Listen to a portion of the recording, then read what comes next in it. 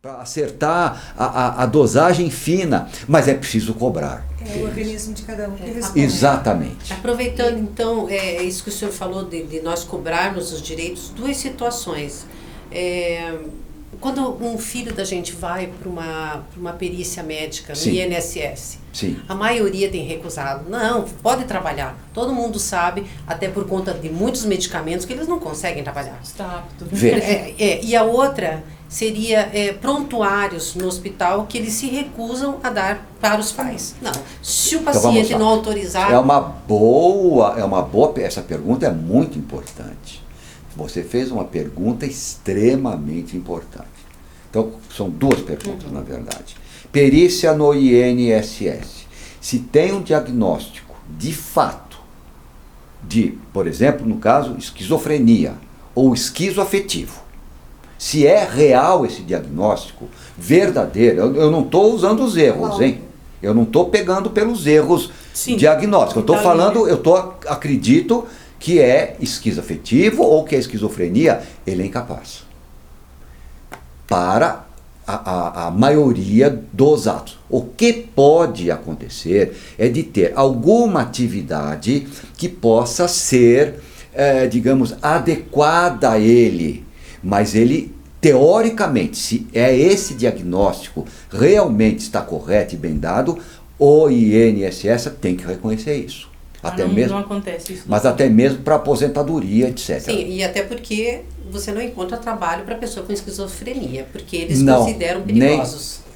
Que não são. Como agir nesse caso que a senhora está falando, né? O perito fala rápido, igual aconteceu com meu filho. Eu tive não existe. Federal. Se o diagnóstico está correto, eu estou partindo do princípio que o diagnóstico é correto. Porque pode ser também isso que tudo é esquizofrênico, tudo é bipolar, mas se ele tudo já é Alzheimer. Do médico, do se é dele, esquizofrenia, não tem jeito, tem que ser. Eles negaram até auxílio-doença para o meu filho. Mas não pode. Tinha recém saído de uma internação, doutor. Não tem jeito. E o que podemos fazer? O que podemos fazer? Eu acho que deve até, na minha concepção, como erro médico. Para mim, esses erros, se de fato, veja, é esquizofrênico, tá? Até foi internado, etc. e tal. Então, se vai para a perícia, obrigatoriamente não tem saída, gente. Tem que ser. Você sabe que dá a impressão, doutor, que se eles forem lá, tomado banho, arrumados, e o perito perguntar alguma coisa, eles responderem apto. É isso? Não, mas não, veja. Então vamos lá. Não é isso? Então, não, mas veja. Mas isso, essa decadência da psiquiatria, a psiquiatria forense que faz as perícias, ela não escapou. Ela não escapou. Hoje eu escrevo incessantemente sobre peritos improvisados, peritos que não podem ser peritos que não são peritos. Um ortopedista como psiquiatra, mas como? Caso psiquiatra, mas veja, você está perguntando para alguém que eu só faço isso na minha vida. Como isso acontece sempre, o tempo todo, em processos que aparecem aqui para mim, exatamente, pediatras falando de psiquiatria. É a mesma coisa de você perguntar para mim, trazer uma criança para examinar. Uma criança. Claro que eu vou te falar, desculpe, refoge a minha especialidade. Um abraço, procure um pediatra, um profissional. Né? Eu tenho que ser honesto. Sim. Agora, se eu sou desonesto e faço isso e ainda vou atender seu filho, o que deve ser feito, na minha concepção? Eu seria implacável, eu iria ao Conselho Regional de Medicina e daria parte. E o senhor acha que adianta? Se não adiantar, tem que ir para a polícia, tem que fazer qualquer coisa, porque a gente pensa que vai adiantar. Doutor, agora... quando aconteceu com meu filho, né? Ele é bonito, assim, né? Então você espera o esquizofrênico já daquele jeito. Quando eu fui para a Justiça Federal, meu filho foi tão bem acolhido pelo perito. E ele viu realmente que meu filho tinha, né, incapacidade. Foi totalmente diferente. Ele ficou 45 minutos com meu filho e meu filho morrendo de medo por causa do INSS que ele passou. O problema não é a perícia, são os peritos. São os peritos. Esse é o problema, porque você, infelizmente, é o que há. Eu sinto ter que falar isso como médico, como perito, mas a perícia hoje está muito complicada. Para você ter uma ideia, se você me permite, eu tenho no meu livro, na primeira página, né? Olha, você vê, é perícia na psiquiatria forense, não estou nem falando, a primeira página, que é a página de apresentação. Né? Aqui diz, falta de profissionais vocacionados em número suficiente não mais ensinam e formam técnicos nesse ofício da psiquiatria forense. Hoje, os peritos propriamente ditos são poucos. O que se observa é a improvisação de profissionais para o exercício da peritagem. E vai daí para frente, na primeira, tá certo? E na última página. Isso é coincidência, porque é uma coisa que dói para a gente, para nós que somos peritos verdadeiros e para outros que têm muitos peritos verdadeiros. Que estão na profissão, nós sentimos isso. A última. Quanto ao futuro da psiquiatria forense, né, quiçá venham vocacionados e aprumem a especialidade nas suas bases seculares. Né? Indo mais para frente, para não... Aqui. Enquanto isso não ocorrer, a psiquiatria forense será a continuação do que se verifica odiernamente. Falta de peritos de formação, improvisações de toda ordem e aceitação pela justiça de laudos e pareceres imprestáveis. É a última linha. Olha. Entendeu? Então isso, infelizmente, eu digo infelizmente porque não era. Ficou, virou, destruíram, arrebentaram a psiquiatria forense. E vocês que são... As consequências. Vocês que estão na outra ponta, que precisariam disso para verem a justiça ser distribuída, que eu chamo de distribuição do justo, vocês esbarram o quê? Incompetentes de tudo quanto é jeito. Não dá. Quer dizer, Então não tem um órgão que cuida dessas denúncias do perito, só o Conselho Regional de Medicina, que aí eu espero que também foi... Eu espero que ele dê conta. Eu não posso ficar... Eu não me decepcione com isso. Né? Exatamente. Porque você vai para a justiça... Como que a justiça pode, o grande perito ali diz que ele é apto? Como é que o juiz, o promotor e o advogado, que são leigos nessa área, eles vão contrariar o perito? Mesma coisa, alguém fala, você está com cirrose. Como que eu vou falar que eu não estou, se eu não sou hepatologista? É complexo isso. Eu sinto imensamente que vocês... Talvez talvez a associação de vocês possa fazer um movimento contra esse estado de calamidade. É isso que nós pretendemos. E contem comigo, naturalmente. Obrigada. Porque o senhor veja, quando o nosso filho, né, um parente nosso, vai para a perícia, nós não podemos entrar. A pessoa com esquizofrenia, ela nega a doença. Ele não é esquizofrênico. Você sabe, você tem razão. Aí é complicado. Vai falar com o perito, que não é, às vezes, o perito certo, não é um psiquiatra, é um ortopedista. Se ele não negar a doença, ele não é esquizofrênico. Ele tem que negar. Tem um nome que se chama anosognosia. Digamos que ele esteja alucinando e delirando, tá certo? Estão me perseguindo. Não, é ele que está me perseguindo, olha lá, ele está montando isso e tal. Quer dizer, isso nasce na minha cabeça, é o delírio persecutório. Se você chegar para mim, se qualquer pessoa, minha amiga, chegar para mim e falar, Guido, ele veio só gravar, ele não está te perseguindo, estão mancomunados. Porque entre o delírio e a alucinação e a realidade, o esquizofrênico ele vai ficar com o delírio e com a alucinação. Aquilo para ele é o real. O real é aquele mundo que nós vivemos. Para nós, a nossa realidade não é essa, não é igual a dele. Agora, se ele falar, tá bom, eu tenho delírio de perseguição, então ele não é esquizofrênico. Porque ele reconhece, ele tem crítica. Então, isto se chama anosognosia. A é negação, noso é doença e gnonai é conhecimento. A anosognosia é o desconhecimento da própria doença. Então, o esquizofrênico desconhece a própria doença. Então, ele não pode falar, eu estou doente, doutor. É exatamente o contrário, eu não estou. Agora, o especialista, ele olha e já sabe. Não precisa ir muito longe. E outra coisa também que me incomoda demais nisso que você falou, é que os pais não podem entrar. Você sabe qual que é a preciosidade de um exame? As informações que a gente tem. Quando vem tio, tia, pai, mãe, aqui, são os primeiros que eu quero ouvir. Depois o paciente, quanto mais coisas eu souber, melhor vai ser meu laudo. Por que eu não quero escutar o pai e a mãe? Tenho que escutar.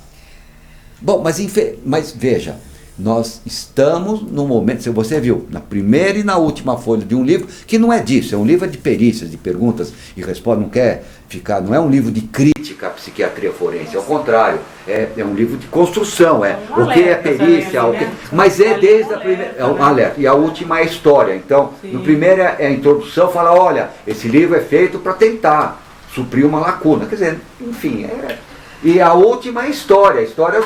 E a outra pergunta que eu fiz a respeito do laudo, que o hospital não quer nos fornecer. Isso é importantíssimo que você perguntou. É importantíssimo.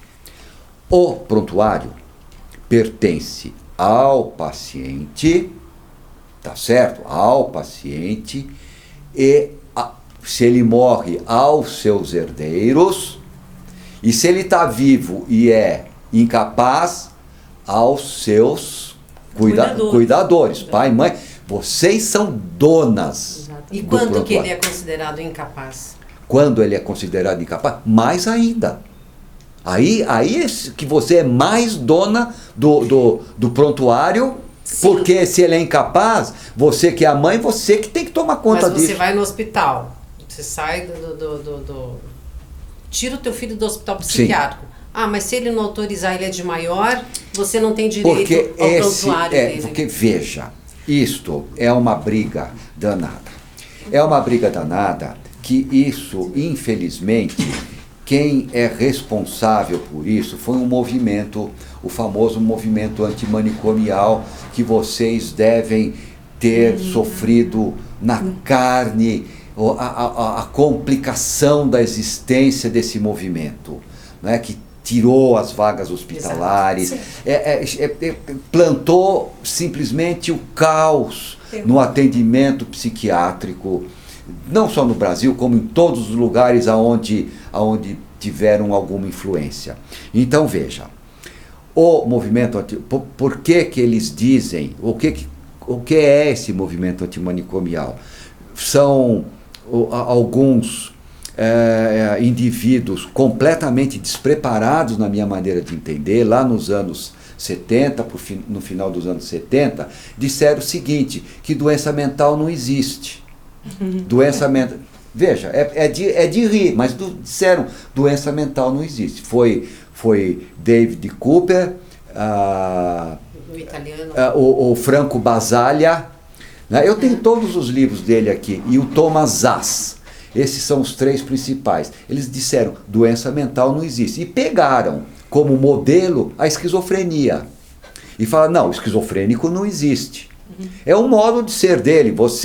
Por que vocês estão falando que é esquizofrênico? Porque o doutor fulano de tal, o doutor fulano de tal, o doutor fulano de tal e o doutor fulano de tal se reuniram e falaram é esquizofrênico. Mas esses mesmos doutores poderiam ter se reunido e falado é um padre.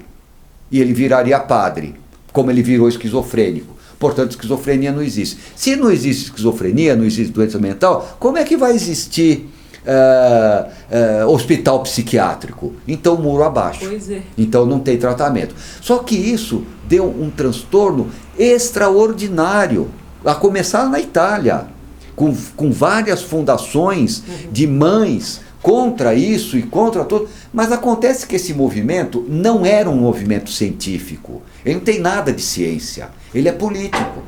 Porque eram políticos. O que aconteceu? Veio aqui para o Brasil também políticos, não é? Sim. E acabaram fazendo tudo isso. O quê? Fecharam vagas. Porque o hospital está péssimo. Concordo, o hospital está péssimo. Mas quando um hospital está péssimo, se não tem gás, não tem médico, não tem maca, é dever do Estado pôr gás e médico e maca, e não fechar. Tá certo? Quando a coisa está ruim, não é fechar, é você prover aquilo de coisas que precisam para funcionar bem, porque são hospitais estaduais. Então bem, o que aconteceu? Hoje, se vocês quiserem, as pessoas que precisam internar um paciente, elas penam, sofrem. E outra coisa, a internação curta, porque não pode ficar muito tempo. Exato. Agora, veja um pouquinho. A internação psiquiátrica é uma internação como outra qualquer. Nenhum médico na face da Terra, desde que seja bem formado, ele quer internar, seja lá quem for. Mas às vezes você precisa internar. Calcule uma pessoa que tem é atropelado na rua, por exemplo. Você tem que internar. Tem um infarto cardíaco, você tem que internar. Tem um AVC, você tem que internar. A doença mental, às vezes você tem que internar. Não tem saída.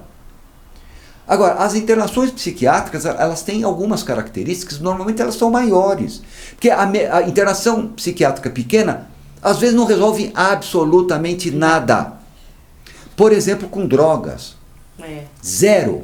Você pegar um viciado em crack, né, e internar como uma palestra do senhor falando como eles internam assim 14, 15 dias, o que acontece? No máximo 45, né?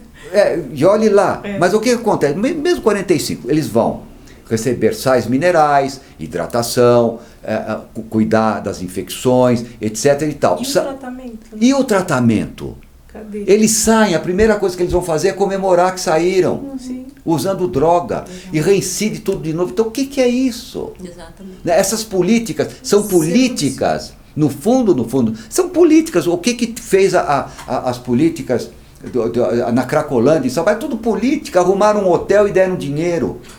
O que eles fazem? Varrer a rua e te dou dinheiro. Mas eles vão comprar droga na sustentavície. Agora fala, é o direito. Ele não é o direito. Você sabe por que não é o direito? Porque a pessoa, antes de ter o direito, nós temos o dever a cumprir. Eu, como médico, eu tenho um dever a cumprir. Então, se eu sou médico e trato da prefeitura ali com pessoas viciadas em crack, é meu dever tratar. E não é o direito dele não querer ser internado e continuar fumando e ficar na rua. Então, existe uma inversão de valores política aí nesse caso. E não entendeu? Pensando no paciente. E não pensando no paciente. Então, quando você me diz do problema dos prontuários, esse prontuário ele tem o direito de dar o prontuário ou não. Mas antes do direito, você como mãe, você tem o dever de tratar do seu filho também. E você precisa conhecer, muitas vezes levar para lá, para cá. Então eu tenho para mim, Guido, tenho para mim, todas as vezes que me caem essas questões, se pode ou não pode, se deve ou não deve, óbvio que deve dar o prontuário na mão do responsável, no caso, os familiares, cuidador. Doutor, igual lá na comunidade mesmo de mães, eu já cansei de falar isso. A pessoa pode, no posto de enfermagem, não pode fotografar, porém ela pode olhar e questionar o médico. O médico tem que vir até ela e falar o que está dentro da conduta.